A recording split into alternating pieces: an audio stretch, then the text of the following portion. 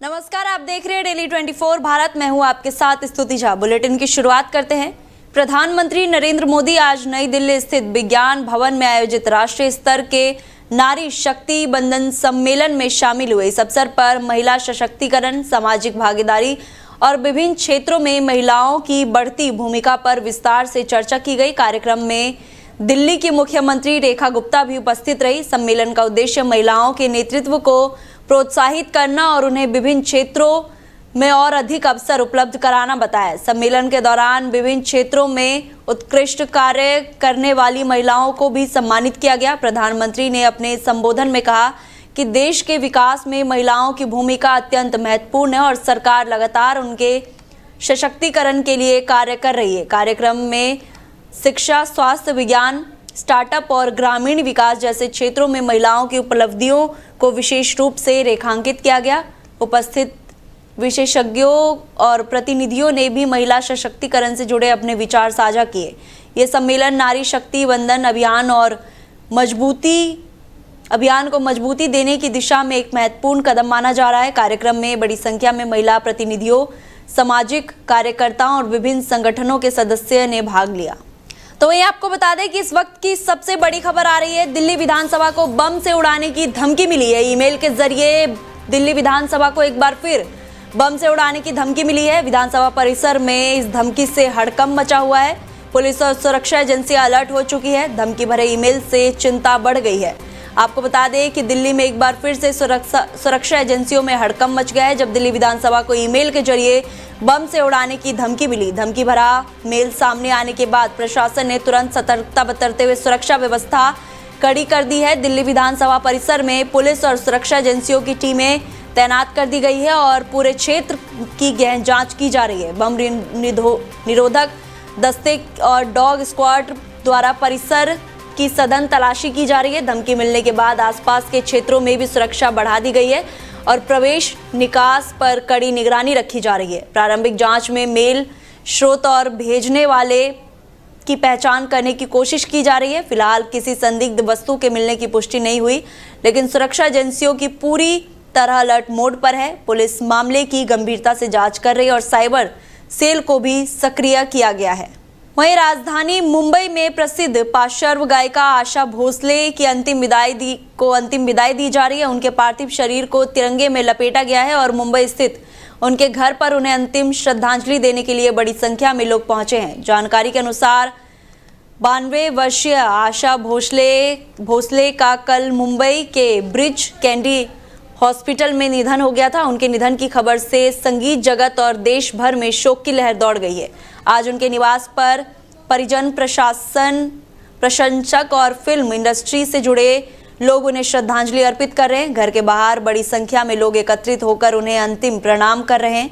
माहौल पूरी तरह भावुक और शोकपूर्ण बना हुआ है। संगीत प्रेमी उनके सदाबहार आवाज और दशकों तक दिए गए योगदान को याद कर रहे हैं। आशा भोसले को भारतीय संगीत जगत की सबसे प्रतिष्ठित गायिकाओं में से एक माना जाता था। उनके निधन से एक युग का अंत हो गया है और देश भर में उन्हें श्रद्धांजलि दी जा रही है। वहीं कांग्रेस पार्टी ने संसद के विशेष सत्र को लेकर अपनी लोकसभा सांसदों के लिए 3 लाइन का बहीब जारी किया है। वही बहीब सभी सांसदों की अनिवार्य उपस्थिति सुनिश्चित करने और पार्टी की रणनीति एकजुटता बनाए रखने के उद्देश्य से जारी किया गया है। भारतीय राष्ट्रीय कांग्रेस द्वारा जारी इस निर्देश में सभी लोकसभा सदस्यों को सदन में उपस्थित रहने और पार्टी लाइन के अनुसार मतदान या चर्चा में भाग लेने को कहा गया है। संसद के विशेष सत्र में महत्वपूर्ण मुद्दों पर चर्चा हो सकती है, जिसके चलते पार्टी ने अपने सभी सांसदों की मौजूदगी को अनिवार्य माना है। ये कदम विपक्षी रणनीति को मजबूत करने और सदन में प्रभावी उपस्थिति दर्ज करने के लिए उठाया गया है। पार्टी का मानना है कि इस तरह के निर्देशों से संगठनात्मक अनुशासन बना रहता है और संसद में एकजुटता के साथ पक्ष रखा जा सकता है। वहीं आपको बता दें कि संसद सत्र से पहले कांग्रेस ने बहीब जारी कर दी है। लोकसभा संसद को 3 लाइन का बहीब बनाया है। विशेष सत्र को लेकर कांग्रेस सख्त हो चुकी है। आपको बता दें कि संसद रणनीति को लेकर कांग्रेस ने निर्देश जारी किए हैं। वहीं श्रीगंगानगर में बीजेपी जिला इकाई ने प्रेस वार्ता आयोजित कर नारी शक्ति बंधन अधिनियम के लिए प्रधानमंत्री नरेंद्र मोदी का आभार व्यक्त किया।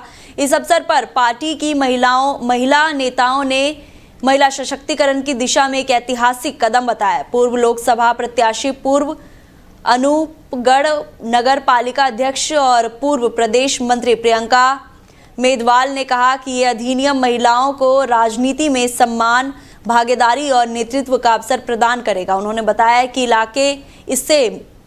इसके माध्यम से संसद और विधानसभाओं में महिलाओं के लिए 33% आरक्षण सुनिश्चित किया गया है, जो समाज में लैंगिक समानता और न्याय की दिशा में एक महत्वपूर्ण पहल है।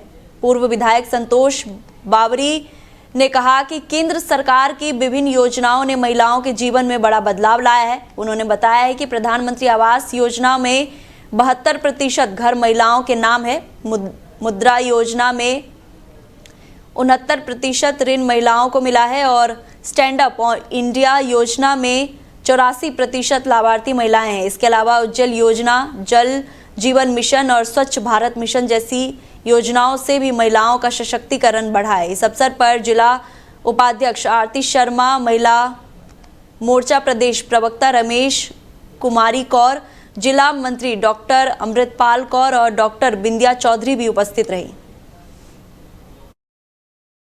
सभा में प्रतिनिधित्व करे,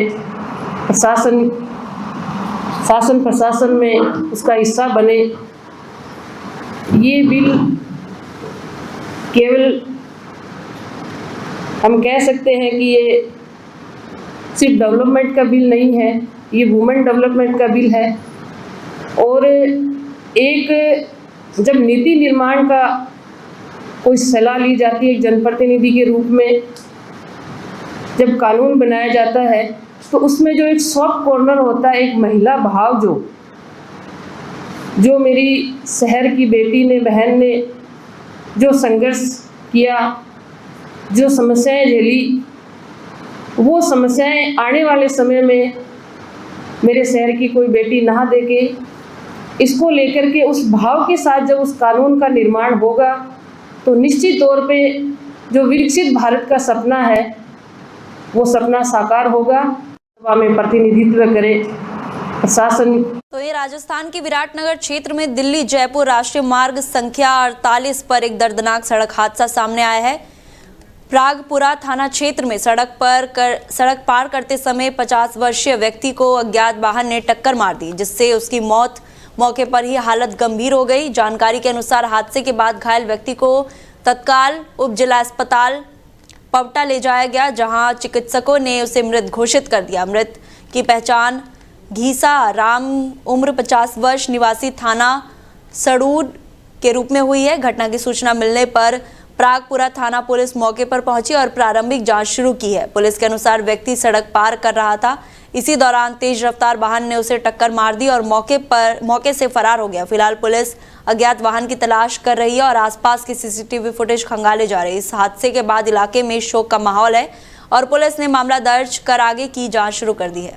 वहीं शाहपुर विधानसभा क्षेत्र के समीप त्रिवेणी धाम में रविवार को नामदेव टॉक क्षत्रिय दर्जी समाज त्रिवेणी संभाग का वार्षिक प्रतिभा सम्मान सम्मेलन आयोजित किया गया। ये कार्यक्रम बनारसी दास महाराज के सानिध्य में संपन्न हुआ, जिससे समाज में 80 से अधिक प्रतिभाओं को सम्मानित किया गया। समारोह का शुभारंभ भगवान नामदेव की तस्वीर पर दीप प्रज्वलन के साथ किया गया। इसके बाद अतिथियों का साफ और माला पहनाकर स्वागत किया गया। कार्यक्रम में मुख्य अतिथि के रूप में न्यायाधीश सत्यनारायण टेलर उपस्थित रहे, जबकि विशिष्ट अतिथि के रूप में महासभा जयपुर उपाध्यक्ष अरुण टॉक, पूर्व महासचिव गिरधारी लाल सरवा, सुरेश लुहारिया मौजूद रहे। समाज अध्यक्ष सुरेश लखमरा ने बताया कि समारोह में 80 वर्ष से अधिक मेधावी विद्यार्थियों और 8 वरिष्ठ नागरिकों, नवनियुक्त सरकारी कर्मचारी, सीए सुनील कुमार टॉक, जनप्रतिनिधि शानू कुमार टॉक और सेवावृत्ति अधिकारियों और कर्मचारियों के बैग, मोमेंटो और प्रतिष्ठित पत्र देकर सम्मानित किया गया। इस अवसर पर 95% से अधिक अंक प्राप्त करने वाले 10 विद्यार्थियों को 11,1100 रुपए का नगद पुरस्कार दिया गया। कार्यक्रम में सैकड़ों समाज बंधु उपस्थित रहे और मंच संचालन अशोक कुमार कश्यप ने किया। तो वहीं हनुमानगढ़ में गेहूं खरीद व्यवस्थाओं में कथित व्यवस्थाओं को लेकर किसानों, व्यापारियों और मजदूर संगठनों का विरोध प्रदर्शन कलेक्ट्रेट के सामने जारी रहा। प्रदर्शन के दौरान बड़ी संख्या में लोग एकत्र हुए और प्रशासनिक व्यवस्थाओं के खिलाफ नारेबाजी की।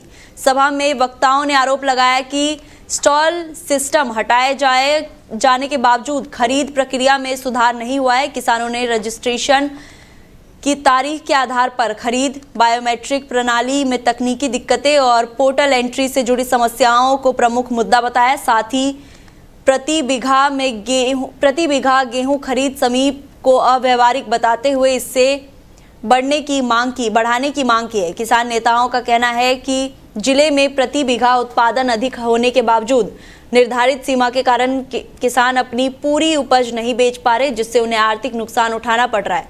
वहीं व्यापारियों ने बारदाने में कमी और खरीद प्रक्रिया की धीमी गति पर नाराजगी जताई है। प्रदर्शन के दौरान कुछ मजदूर अचानक आक्रोशित हो गए, कलेक्ट्रेट के मुख्य गेट की और चढ़कर नारेबाजी करने लगे। इस दौरान हल्का धक्का मुक्की की स्थिति बन गई, जिसमें एक व्यक्ति को मामूली चोट आई। स्थिति बिगड़ने पर मौके पर मौजूद पुलिस और प्रशासनिक अधिकारियों ने तुरंत हस्तक्षेप किया और प्रदर्शनकारियों को समझाइश देकर हालात को नियंत्रण किया। फिलहाल क्षेत्र में स्थिति सामान्य बताई जा रही है, हालांकि मांगों को लेकर आंदोलन जारी है। फिलहाल बुलेटिन में इतना ही। आप देखते रहिए डेली 24 भारत। नमस्कार।